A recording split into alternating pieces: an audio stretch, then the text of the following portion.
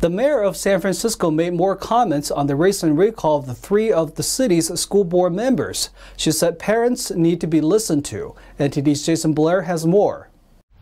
Over the weekend, San Francisco Mayor London Breed spoke more on her take regarding the three school board members that were recently recalled in the city and what's going to be influencing her decision on their replacements. Breed told NBC's Meet the Press, "It was really about the frustration of the Board of Education doing their fundamental job." In a decisive, sweeping vote, 3 school board members were removed from office last week. Breed said that she's been speaking with parents in the city to help inform her decision about who the replacement school board members will be. She told NBC, "The stories that I heard about children who went from being these bubbly, exciting kids to not even smiling, to being depressed." Breed says a lot of parents want members who will make sure the priorities are being taken care of and the focus is on the kids instead of the politics. Recalled board member Gabriela Lopez tweeted in response to the recall, "Don't be mistaken, white supremacists are enjoying this, and the support of the recall is aligned with this." Breed responded by saying the fact we're still even listening to any of the recalled school board members is definitely a problem. She said we should be focusing on the parents and the challenges the kids have faced. The recall votes will be officially certified by the San Francisco Board of Supervisors within the next 3 weeks.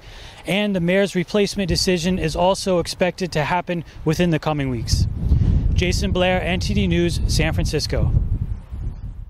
A police helicopter crash over the weekend claimed the life of one officer. Another walked away with serious injuries. The investigation is underway. One police officer died and another was critically injured after a department helicopter crashed into shallow water in Southern California's Newport Beach on Saturday. Authorities from the Huntington Beach Police Department confirmed 44-year-old Nicholas Vela perished in the crash. Police Chief Eric Parra said Vela was truly dedicated to his job and asked for prayers in supporting the officers' families. The helicopter crashed around 6:30 p.m. on February 19th. One witness told KCAL TV that he saw the helicopter spiraling out of control before crashing. After the rescue efforts, fellow officers honored Vela in a midnight procession, escorting his body to the Orange County Coroner's Office. The other officer, a 16-year veteran, was rescued from the crash and taken to a hospital for critical injuries. He was later released according to the police department's Twitter post on Sunday. A department spokesperson said, "We are optimistic he'll make a full recovery." The National Transportation Safety Board and the Orange County Sheriff's Department Major Accident Reconstruction Team is investigating the cause of the accident. Until then, the police department grounded the remaining aircraft for inspection to see if mechanical issues were a factor in the crash. A pilot reported the mechanical issues shortly before the crash. Preliminary reports say the helicopter made a nose-first descent into the shallow water. Recently, 2 drinking fountains at a California high school were vandalized, imitating segregation from the Jim Crow era.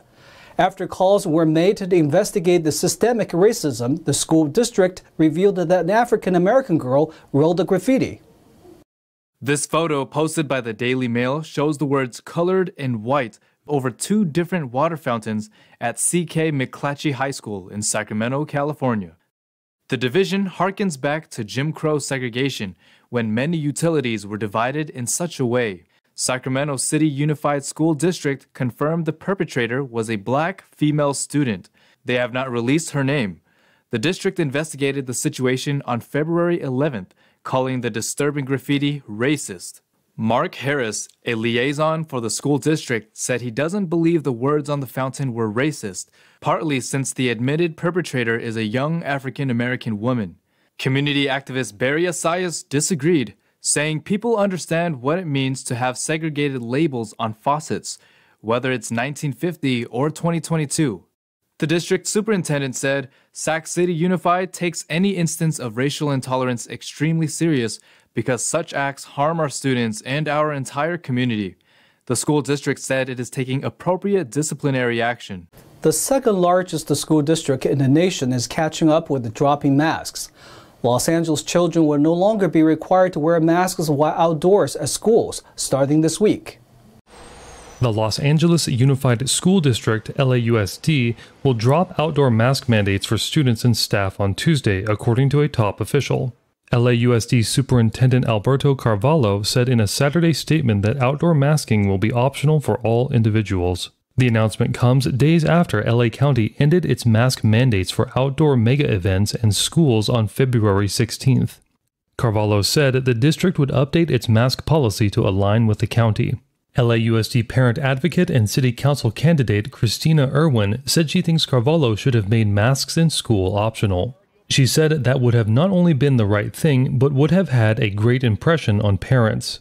During the lockdown, LAUSD held some of the strictest policies in the state. The district opted to keep mask mandates while the rest of the country dropped them at one point last year. Tesla and GM are expanding their car insurance businesses, and that's good news if you own or want to own one of their electric vehicles. NTD's Evelyn Lee found out what it means for you. Car insurance for your electric vehicle may be cheaper soon. That's not only good news for EV owners, but also for the car manufacturers themselves. One big reason why many opt out of getting an electric vehicle is the cost connected to it. Consumers are looking at that high purchase price, and it's a little bit scary. Even with government incentives, it's still just a little bit higher. And then they're looking at the insurance and they're saying, oh, that's going to cost more. Now, Tesla says that its company-backed insurance may cover 45 states by the end of this year. At the same time, GM hopes to reach $6 billion in yearly insurance revenue by the end of this decade. And company-backed insurance is generally cheaper for the EV owner.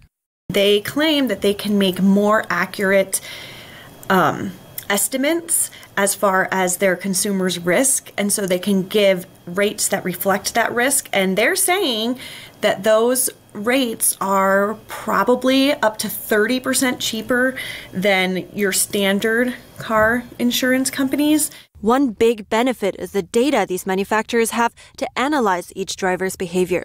Tesla says drivers know that when they drive safer, their insurance costs will be lower, so they tend to be more careful. Other reasons that drive up the premium for insuring an EV are expensive parts and fewer mechanics know how to fix them.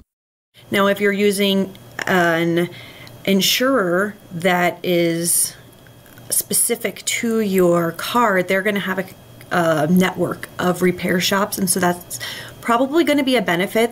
Wedbush analyst Dan Ives told CNBC that the insurance business won't be a profit center in the short and medium term.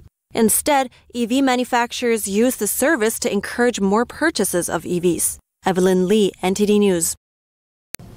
A Southern California hiker survived a freak snowstorm that stranded him on a mountain path. The 73-year-old hiker used his survival skills over several days to get himself to safety. According to CBS LA, Gab Song, an avid hiker, went missing on Tuesday morning while solo hiking up Mount Pinos near the Tajon Pass. But an uncharacteristic snowstorm descended on the mountain. After 2 nights in the mountains, Song used his compass to hike eastward. Last Thursday, he made it back to civilization and reunited with his family.